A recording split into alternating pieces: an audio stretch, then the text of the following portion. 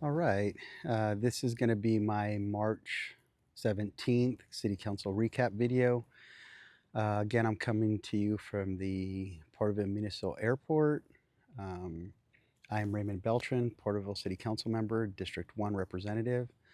My term will be ending in November. I'm not seeking a re-election.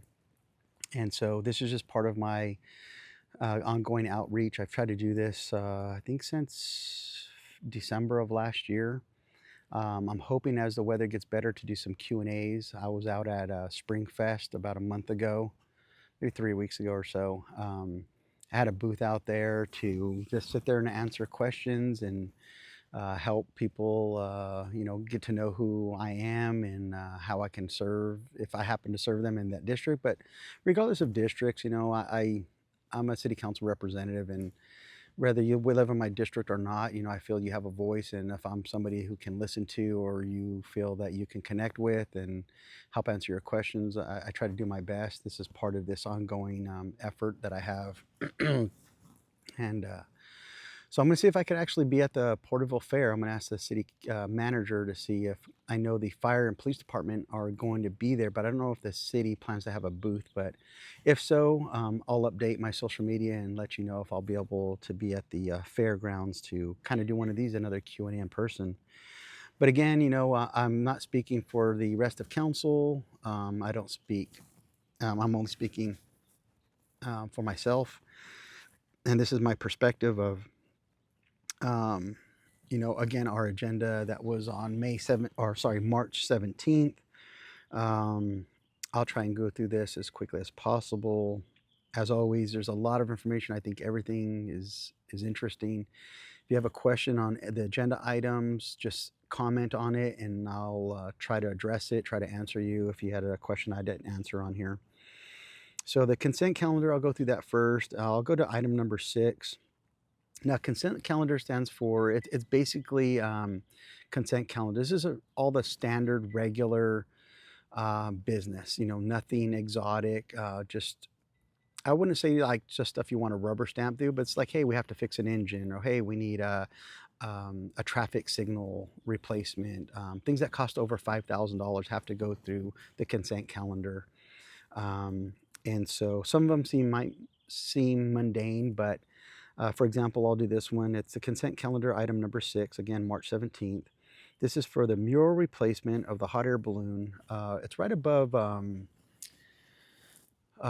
Subway there on Main Street. If you happen to look on the side street, I don't know if it's Mill. I can't remember the name of the street there, but there's a hot air balloon, and I've always seen it. I've always been aware of it, but I thought it was actually a painting.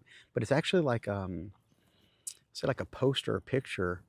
And what's kind of neat is it's an easy fix. Sometimes these murals can cost a lot of money to replace or redo. Um, Not saying this is cheap necessarily, but $6,000 is a lot more reasonable compared to other things that we've seen in the past. And so that was approved. Obviously, it was March 17th. So these things are all actions we've already taken. That's why I'm comfortable at speaking about them. But a little bit about it, what I want to speak about it was so there was an arts commission that was developed many years ago, maybe 15 years ago plus, to work on murals for the downtown Porterville area. And this is where you have like the back of Banca Sierra has like the sequoias, really cool.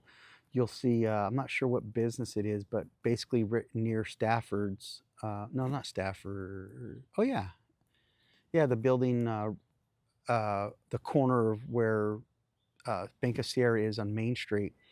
There's like Old Town, downtown Porterville. It's the street and the old businesses that are there, and it's really really neat. So there's that mural, um, and so this hot air balloon was believe it was part of that project.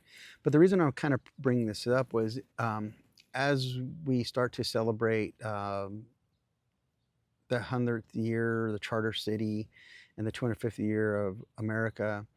The downtown or the heritage committee, it's kind of mixed on, they're doing kind of the same but different things, as they've commissioned some murals for downtown Porterville. Recently they had like I think it's a stamp. It has like the first responders on it, police, fire, and I think it's a medic.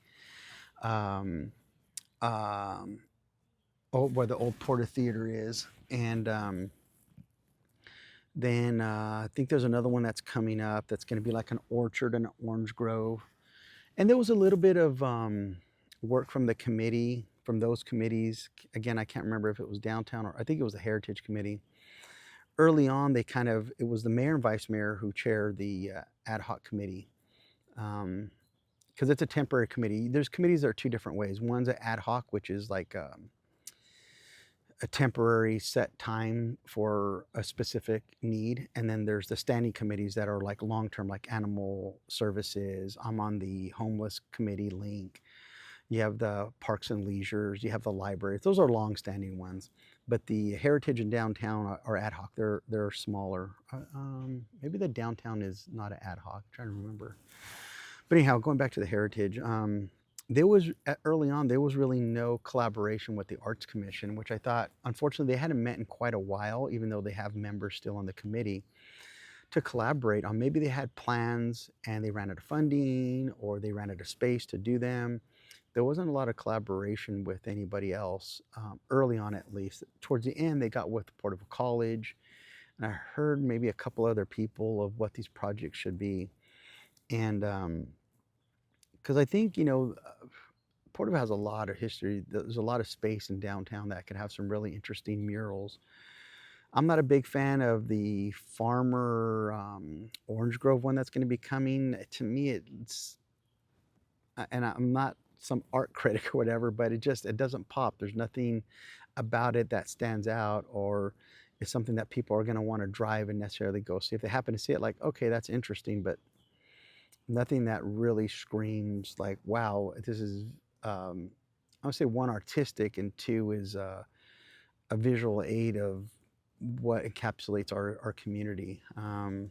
So when it's officially done, people see it, and again, maybe that's just my perspective of it. I think I have a pretty good taste in visual aesthetics, but God bless the kids that are doing it. I believe they're part of a college, art students and stuff. But again, if these are things that are going to be up for 20, 30, 40 years, um, it seems like maybe there's a little bit more that could have gone into some of the designs, or which ones that were selected. So I'll go on. The consent calendar item number 9. I talked about this before. It's the nitrification, denitrification system at the wastewater treatment facility. It's not a sexy topic, wastewater, sewage. Um, but these are things that are very complex and heavily regulated by the state. And the city, unfortunately, is running into a lot of these regulations. And basically, the system that we have now is a little antiquated. We've added different parts. We've tried to update the technology as best we can. But we're kind of mostly running out of money, not so much space, but mostly money and technology of going forward with keeping up with the requirements. And so we put out a proposal for a design to help us mitigate the state requirements, because right now there's in nitrification, denitrification, they're too high right now. Not extremely high, just a little bit above what the state requires. And so hopefully we'll get that report back. It went out uh, for a consultant to give us a design concept and a cost and see, if this would work. But again, you might in the future, I don't know if we'll see a bond, if we'll see, a hit to our budget, or need, I guess I'd say, kind of like our library. We're like, look, we really need this. I know people don't want to think about the cost to sewage and wastewater treatment, but in California, with the water and the water quality and the environment, this is something that's heavy regulated, and again, just trying to address. So it would be interesting, because the last I knew, there wasn't a whole lot we could do to the way our system was designed in the 1950s. I'll bring up this a little bit. I believe in the 1983-ish, 1985, somewhere in that time frame, the city contracted out the wastewater treatment facility. They thought at that time, like, this is getting expensive and this is really hard to operate, and let's contract it out. Let's have somebody who does this for a living. This is their business. Let's let them do it. And so we did that initially. And I can't remember, maybe on my next video I'll have some more cleaner dates and times for you. But the gist of it is the city had to take it back because the quality control, the equipment was not being updated like the city would have to make sure there was no breakdowns. Of course, it's a for-profit company, so they're going to cut corners. I'm not saying they're bad or evil for that, but it's just that's how for-profit companies work. Is they didn't want to spend more money than they had to, and unfortunately, after I want to say just a few years, I want to say it was maybe 5-ish or maybe under years, the city had to take it back, and it was very expensive for the city because basically everything had to be updated.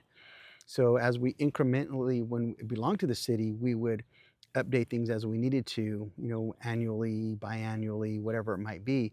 Some of this stuff hadn't been done for a number of years, and by the time our city staff and got knowledgeable in the system and what was needed, it was like, oh my gosh, all the money we saved, we basically lost it and more because we had to bring everything back up to code and state requirements. So um, contracting stuff out, privatizing stuff is nothing new, not just to Porterville, but in a lot of municipalities. And I want to say, for the most part, from what I've learned, I talked to 3 current city managers in our region, and I ask them these types of questions. It's like, it doesn't work. There are small things that you can contract out that are minimal, but when you talk about local control and public safety and stuff, those are things you don't necessarily want to play around with. That, yeah, they're costly, yes, they're a headache, but that's part of the city's job. That's the responsibility that we have. So that was consent item number 9, again, the denitrification, design and consultants to reconfigure that. The next item, let's do consent calendar number 15. This was, oh, okay. So again, I spoke earlier about consent calendar items are regular routine business. The police department needs new radios. The fire department needs some uniforms. The parks department needs some new backstops for baseball. It's standard stuff. We need some light bulbs or sewage pipe. It's pretty standard stuff. This is the interesting part. On the consent calendar on March 17th, item number 15 was the reorganization of community development and engineering. These are 2 pretty big departments that have a big impact in the development of the city, whether it's businesses trying to expand, people trying to build homes, any of that kind of stuff. There's, well, it was already approved, passed 4-1, shocking, of redoing it all. We have a city manager who's been on the job for 6 months or so. We have 2 city council members, myself and the mayor, 3 years in, and we have 3 council members who've never been council members, have been on there for a year, who belong to no organizations like Cal Cities, which they remove themselves from, to understand how cities operate, what community development is, what engineering is, what their duties are. And it was like, we want to reorganize these departments. No historical information of the city, institutional knowledge of why we have these departments, why it's structured that way. It's all, they're gone. All the administrators are gone. Mayor and vice mayor are very proud to say they've gotten rid of everybody to do it their way. Again, I've kind of coined this term recently, is like, Google me right. Google me cities that are doing this. Don't give me the cons. Don't give me the reasons why. It's just they're doing it. So, makes sense, right? Just copy and paste it. You don't know the population size. You don't know their budgets. You don't know the local talent and resources for, attracting personnel. Everybody has their different, even from Tulare to Visalia or to Porterville, we're all different. You can't copy and paste what's happening in one of our towns to the other. We have different tax structures, different employment, needs, environmental, whether you're in the foothills or you got a river or you're whatever it might be. You got a main highway. We don't have a main highway. We have two freeways, but they're not considered main arteries like the 99 or the 5. So let me get back on topic here. So it was a reorganization. Again, this was a consent calendar. You're talking about 2 whole departments of restructuring. No comments, no nothing. It was like just we're going to pass, or we're just going to push this through like business as usual. So the item was pulled. I know I had requested it. I don't know if the mayor ended up pulling the item, I think, because there was so much comments about it.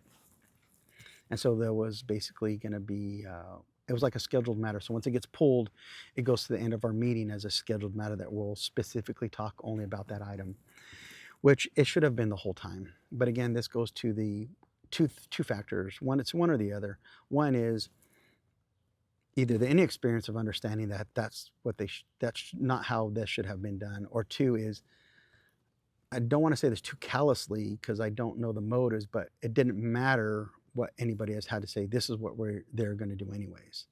So they didn't really need to have a discussion. Either one of those options isn't really great, either way.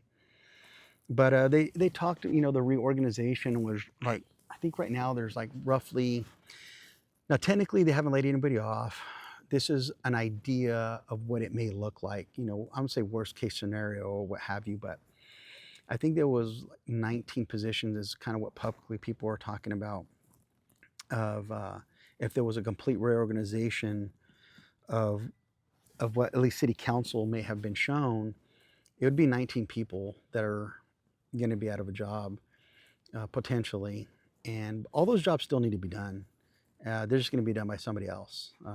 I think Visalia was the closest place of business that could facilitate the needs. Maybe it's Bakersfield, maybe it's Irvine, maybe it's Sacramento. I mean, it won't be Porterville, I'll tell you that. And so you're talking about 19 individuals who's had careers. Some of these people have been 10, 12, 15 years with the city. Again, this isn't a job you can go take to Amazon, you can go take to PUSD, go take to Sierra View or PDC or the casino. These are very niche jobs, and they're just treated like you're a dime a dozen, like, oh, you go just find a job down the street. Some of these people, I wouldn't say took a pay cut, but they decided, I love what I do, I love the organization I work for, and I will learn this job, I'll stay with this job, knowing they may have given up other opportunities to do something that was maybe no more lucrative or more stable, had they known this was going to come. But another part of the overall jobs, if it's like 19, I think is the number that's being thrown out, there's a lot of jobs that are vacated. There's people who retired or left, and their jobs weren't filled. So the 19, I believe, is being talked about is ones that are actually, there's a body there. I think there's roughly another 10 that have been vacant. So we're not just talking about 19 jobs. I think it's roughly like 28, 27, 28 jobs total. Good paying jobs, retirement benefits. And again, these jobs aren't going away. The city will still have to pay, but now we're going to pay, a for-profit company not in the area to do this job. So these aren't people that are going to pay their mortgages around here. These aren't people who are going to go to the grocery store, buy a vehicle, go into Walmart and buy, TVs, clothing. That tax revenue, is going somewhere else. These 19 people, I don't know if they'll stay locally. And I try to make that argument at the time, but again, I think the cement had kind of dried already, obviously, as it was a consent calendar item of this is what we were going to do, or this is the plan. Initially, again, I'll try and be a little more transparent about, we found out, or at least I found out about this not maybe a month before this. And so I was like, okay, a reorganization, what does that look like? And we were kind of given a snapshot on a screen. And it was like, okay, I don't know enough about these departments individually. I know overall what they do, but I may not know all the personnel or what each job that they do. And so I was okay. Let's discuss this. Let's talk about what the different options are. Next thing I know, it's in the agenda. Like we're doing this. It's like okay. Like I like to talk about this stuff, especially when you're talking about potentially layoffs of 19 people plus, like I said, the vacancies. I don't think that's something that warrants just a 1 or 2 meeting discussion. I think that's something that may be 6 months in the works. Um, yeah. So anyhow, it's really, I talk about it just because in our agenda coming up, there's another department that we're looking at, privatization. And I think it's the refuse department. I don't know how many personnel are in that one. I mean, it's same-ish, 19. I don't know. I don't know how many truck drivers we have, dispatchers, other support personnel that do refuse. So again, I'm glad that one is scheduled matter. So we'll actually discuss that one, not just like a consent calendar. So I think maybe a little bit of lessons learned on that one. So look out for the April recap on that one. I'll have discussions of the April, both the meetings, which got a little contentious. There's some issues that came up. Um, so at the end of the meeting, this is again March 17th, I made a, oh no, sorry, this was the last meeting. So I'll wait to do my April ones to talk about that one. So again, this is the March recaps. Again, maybe some of you already know this stuff. Please share these videos with people you know. Share them on your Facebook, share them through Messenger, share them through text message.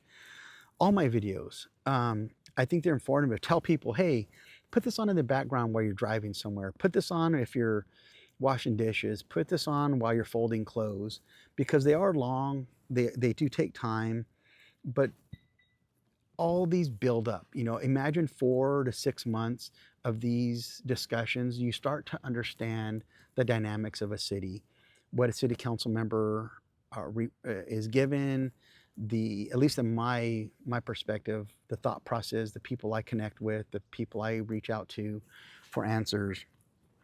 Um, I've been making a big deal about items that are in the agenda, and they're getting a little bit better, but if you were to read an agenda reports 2 years ago and read agenda reports now, they look so different.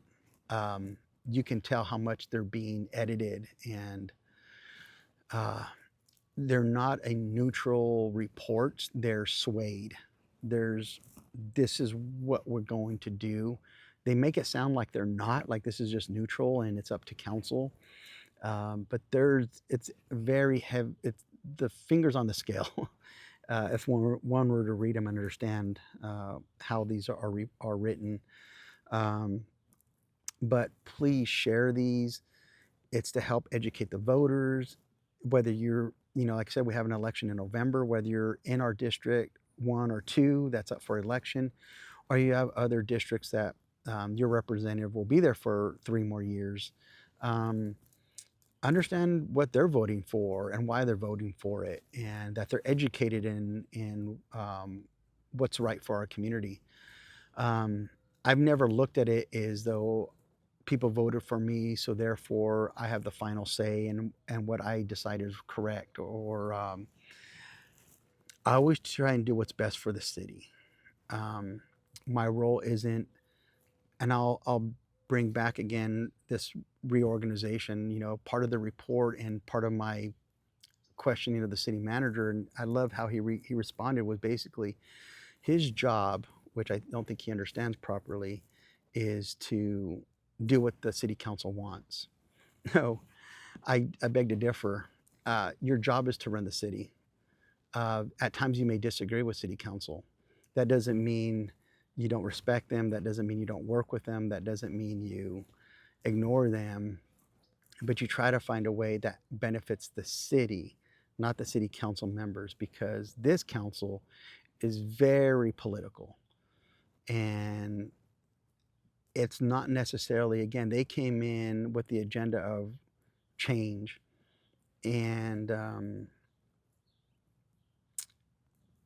not saying change is always a bad thing, but when you're coming at it with the wrong agenda, wrong perspective, because you just dislike people, there's a lot of things that are coming up that are um, keep it local, or give authority back to the people. But then you're actually kind of doing the opposite. You're contracting stuff out that goes away, or you're giving power control over certain parts to one individual. So they're kind of talking out of both sides of their mouth by trying to sound, you know, uh, they're kind of placating uh, to, I wouldn't say what the constituents wants, it's what their own political agenda wants. Um, and fair enough, they got elected.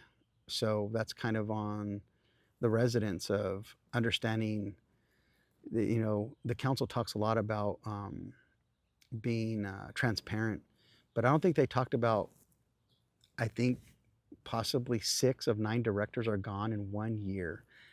An organization the big as the city, I think, has 6 of 9 directors all gone in 1 year.